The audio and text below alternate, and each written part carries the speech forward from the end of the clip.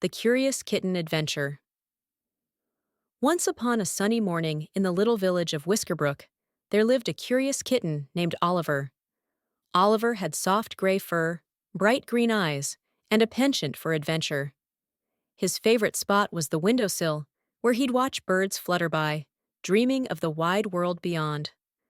One day, as the sun painted the sky in shades of pink and gold, Oliver decided it was time to explore.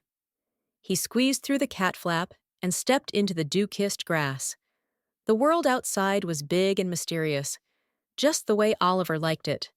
His first stop was Mrs. Jenkins's garden. Mrs. Jenkins was known for her prize-winning roses. Oliver tiptoed among the petals, sniffing each one.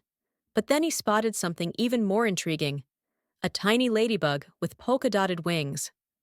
Oliver sat very still, watching as the ladybug crawled up a stem. "Where are you off to?" Oliver whispered. The ladybug turned to him. "I'm off to visit the moon," she said. "It's the best place for ladybugs, you know." Oliver's eyes widened. "The moon? But how?" The ladybug winked. "Magic, my dear. Follow your heart and you'll find your way." Oliver nodded solemnly. He didn't quite understand, but he liked the idea of magic. So he padded on, leaving Mrs. Jenkins's garden behind. Next, he ventured into the forest.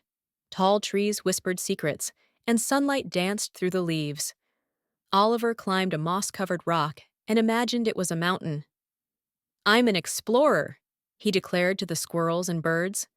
They chattered back, telling tales of hidden caves and treasure chests. As the day wore on, Oliver met other creatures. A wise old owl taught him about the constellations. A friendly rabbit shared her carrot stash, and a mischievous squirrel challenged him to a game of acorn rolling. But the sun began to dip, casting long shadows.